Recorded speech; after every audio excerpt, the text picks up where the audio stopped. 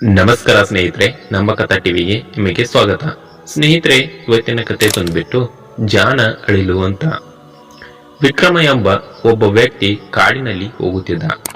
ಆಗ ಅವನಿಗೆ ಮರದ ಮೇಲಿದ್ದ ವಿಚಿತ್ರ ಶಬ್ದವೊಂದು ಕೇಳಿಸಿತು. ಅದೇನೆಂದು ನೋಡಿದಾಗ ಹಾವೊಂದು ಮರದ ರೆಂಬೆ ತನ್ನ ಬಾಲ ಸಿಕ್ಕಿಕೊಂಡು ಒದ್ದಾಡುತ್ತಿತ್ತು. ಹಾವು ವಿಕ್ರಮನನ್ನು ಕಂಡು ಬೇಡಿಕೊಂಡಿತು, ಅಯ್ಯ, ನಿನ್ನ ಕತ್ತೆಯಿಂದ ಈ ರೆಂಬೆಯನ್ನು ಸೀಳು, ನನ್ನ ಬಾಲ ಬೀಳಿಸಿಕೊಡ್ತೀನಿ. ಅದು ಸರಿ, ಆದರೆ ನೀನು ನನ್ನನ್ನು ಕಚ್ಚಿದರೆ ಎಂದು ವಿಕ್ರಮ ಕೇಳಿದ. ಖಂಡಿತ ಕಚ್ಚುವುದಿಲ್ಲ ಎಂದು ಹಾವು ಮಾತು ಕೊಟ್ಟಿತು. ಅವನು ತನ್ನ ಕತ್ತಿಯಿಂದ ರೆಂಬೆಯನ್ನು ಸಂದಿಯನ್ನು ಅಗಿಯತೊಡಗಿದಾಗ ಹಾವು ತನ್ನ ಬಾಲ ಬಿಡಿಸಿಕೊಂಡು ಬಳಿಕ ಹಾವು ನುಡಿಯಿತು, ಅಯ್ಯ, ನಿನ್ನ ಕೋಲನ್ನು ಮರದ ರೆಂಬೆಗೆ ಹಿಡಿ, ನಾನು ಕೆಳಗಿಳಿದು ಬರುತ್ತೇನೆ.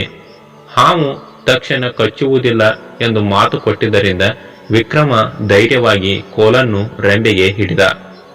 ಹಾವು ಕೆಳಗಿಳಿದು ಬಂದು ಅವನ ಮೈಸುತ್ತ ಬಲವಾಗಿ ಸುತ್ತಿಕೊಂಡಿತು. ಆಗ ಅವನು ಗಾಬರಿಯಿಂದ, ಅಯ್ಯೋ, ಇದೇನು ಮಾಡುತ್ತಾ ಇದೆಯಾ ಎಂದು ಕೇಳಿದ.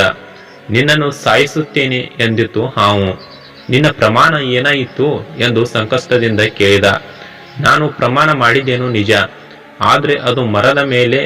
ಈಗ ನಾನು ಭೂಮಿಯ ಮೇಲೆ ಇದ್ದೇನೆ. ಉಪಕಾರ ಮಾಡುವುದವರಿಗೆ ಅಪಕಾರ ಮಾಡುವುದೇ ಇಲ್ಲಿನ ರೂಢಿ ಎಂದು ಹಾವು ಹೇಳಿತು. ವಿಕ್ರಮ ಯೋಚಿಸಿದ. ತನ್ನ ಕೊನೆಯ ಕಾಲ ಸಮೀಪಿಸಿತು ಎಂದು ಅವನಿಗೆ ತಿಳಿಯಿತು. ಆದರೂ ಧೈರ್ಯ ಮಾಡಿ ಹೇಳಿದ, ನೀನು ನನ್ನನ್ನು ಸಾಯಿಸುವುದೇನೋ ಸರಿ, ಅದಕ್ಕೂ ಮುನ್ನ 3 ಜನ ಬುದ್ಧಿವಂತರಿಂದ ಅಭಿಪ್ರಾಯ ಕೇಳುವುದು ಒಳ್ಳೆಯದಲ್ಲವೇ ಎಂದಿತ್ತು. ಹಾವು ಈ ಸಲಹೆಯನ್ನು ಒಪ್ಪಿತು. ಅವರಿಬ್ಬರು ಮುನ್ನಡೆದಾಗ ಎದುರಿಗೆ ತೆಂಗಿನ ಮರವೊಂದು ಸಿಕ್ಕಿತು. ಹಾವು ಮರಕ್ಕೆ ನಡೆದದ್ದೆಲ್ಲ ಹೇಳಿ ಕೇಳಿತು. ಮರ, ಯಾರು ಸರಿ, ನೀನೇ ಹೇಳು ಎಂದಿತು.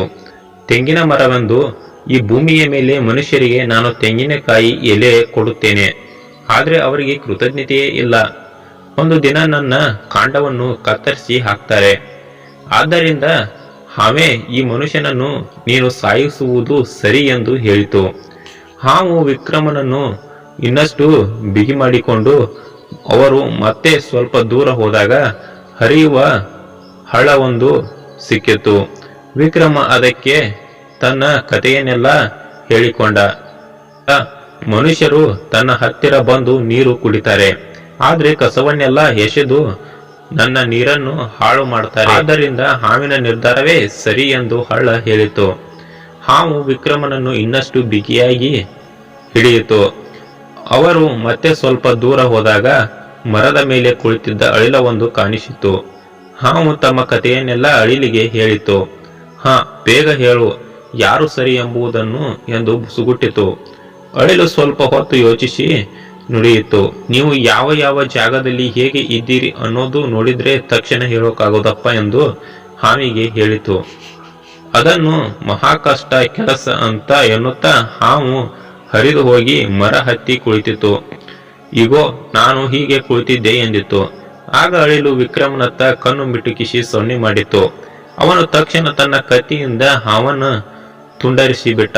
ಸ್ನೇಹಿತರೆ, ಈ ಕತೆ ಇದಾಗಿತ್ತು. ಈ ಕಥೆಯ ಅರ್ಥ ಇಷ್ಟೇ, ನಾವು ಎಂತಹ ಕಷ್ಟ ಸಂದರ್ಭದಲ್ಲಿ ಸಿಕ್ಕಿಕೊಂಡಾಗ ಧೈರ್ಯವನ್ನು ಕಳೆದುಕೊಳ್ಳಬಾರದು. ಬುದ್ಧಿವಂತಿಕೆಯಿಂದ, ಜಾಣತನದಿಂದ ನಾವು ಯೋಚಿಸಿ ಸಂಕಷ್ಟದಿಂದ ಪಾರಾಗಬೇಕು ಎನ್ನುವುದೇ ಈ ಒಂದು ಕಥೆಯ ಸಾರಾಂಶ. ಕತೆ ಇಷ್ಟ ಆದ್ರೆ ಲೈಕ್ ಮಾಡಿ, ಈ ಕಥೆಯ ಬಗ್ಗೆ ಅನಿಸಿಕೆಯನ್ನು ಕಮೆಂಟ್ ಮಾಡಿ. ಮತ್ತೆ ಮುಂದಿನ ಕಥೆಯಲ್ಲಿ ಸಿಗೋಣ. ನಮಸ್ಕಾರ.